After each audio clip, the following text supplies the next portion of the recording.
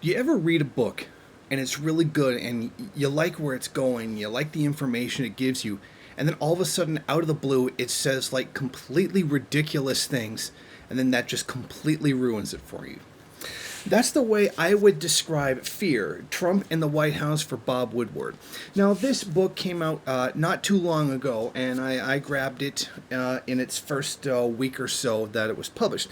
Now, Bob Woodward is a very well respected journalist who did tons of interviews with people near Trump, particularly with regards to the election itself and in the White House in general. So he does have a great deal of information and a great deal to share in the book. Now, I tend to believe that his characterization of Trump is very real. I think that this is a big reflection of how perhaps Trump really is as a man, a guy who really doesn't know what he's doing and changes his mind all the time as soon as one tiny little thing comes along or even forgets what he was doing. I tend to think that that characterization, which has been brought up by many people, not just Bob Woodward himself, is very accurate to the man himself, which explains why he so frequently contradicts himself in his own public statements, saying things like, oh, we carried out the bombings against Syria for their actions, the alleged chemical attack in Idlib. And then just recently, within the last day or so, he said that this was now the first time he was hearing about Idlib. He'd never heard about the place before, when he very clearly has, because he ordered a bombing of it a couple months ago. So you're getting a fairly good understanding of how it is that Trump works from interviews of people who were there. Bob Woodward doesn't name names as to who was giving him this information, etc. But when you compare how he characterizes Trump to how Trump behaves in public, you get the definite sense that this is probably a very real representation of how the man is. However, as with reading anything in American politics, even when something is good, eventually they're going to screw it up by saying something stupid. Now, eventually I got along onto the book, not even 100 pages in. When you get to chapter 12, it starts talking about how Trump was treating the national security situation in the United States, particularly with regards to the DPRK. And this is where things got, frankly, ridiculous. He started talking about how the DPRK is the number one national security threat to the United States, which is really ironic considering that the United States is the number one security threat to the entire world. But my problem with it runs on along these lines. One, it admits that the U.S. carried out cyber attacks against the DPRK to try to sabotage their nuclear program. So already the U.S. is admitting that they've committed the very crimes that they're accusing the DPRK of without any evidence. This is an admission of guilt by the U.S.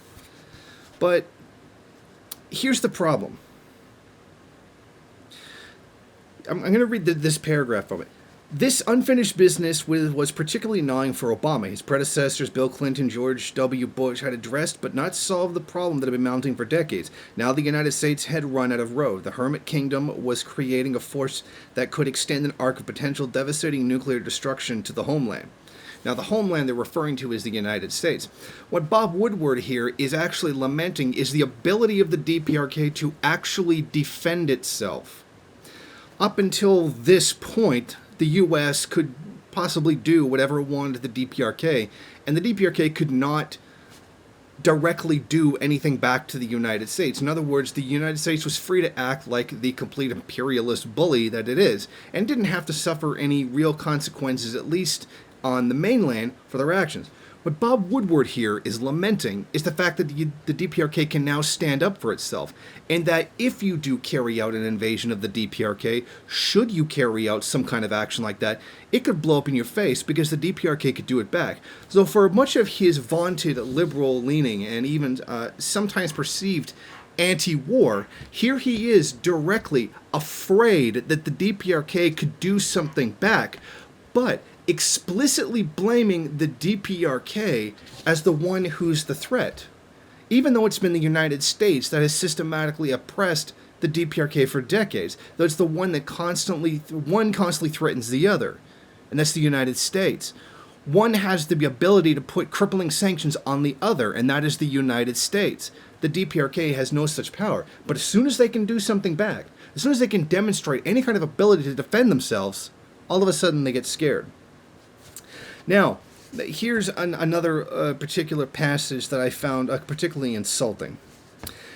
The intelligence assessment showed an increasing level of effort, strongly suggesting that Kim Jong-un was building a fighting force of nuclear weapons, or at least he wanted to make it appear that way.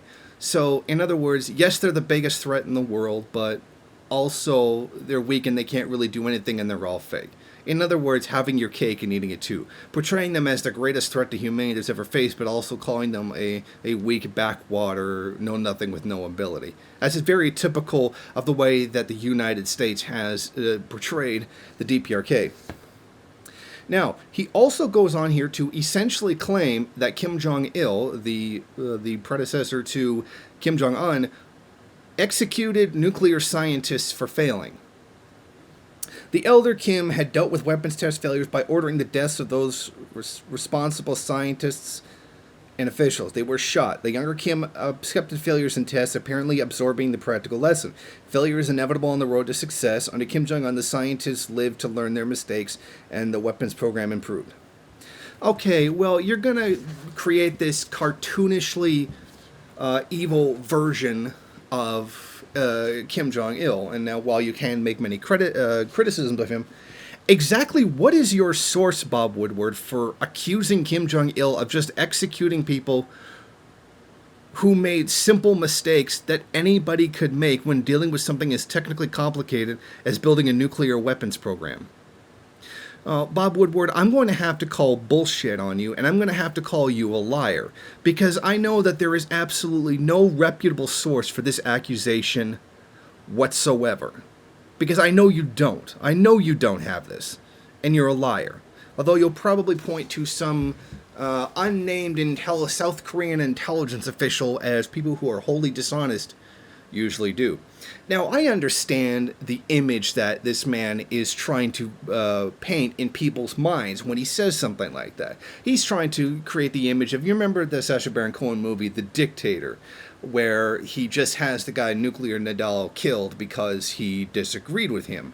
And there's a lot of problems with that movie in general, like it's used pretty much to demonize Arab countries in general for, existing and not wanting to be under the thumb of U.S. power, while at the same time making a softball criticism of the United States, thus somehow redeeming the racism that Sacha Baron Cohen, the Jewish man, makes of Muslims throughout the movie.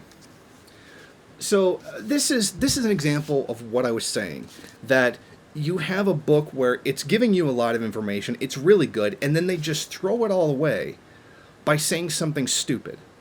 By saying something that's a complete nonsense, ridiculous, cartoonish accusation, but then having absolutely nothing to back it up whatsoever. So, Bob Woodward, if there's a 1 in a million chance that you happen to actually see this video, I would love a source for your accusation. I would really like to see that, because I'm fairly certain you don't have one. Thank you for watching. If you like this program, then please head over to my Patreon page and set up a monthly donation. It's your donations that keep this program running. Also, if you would like, please rate, comment, subscribe, and share in various social media.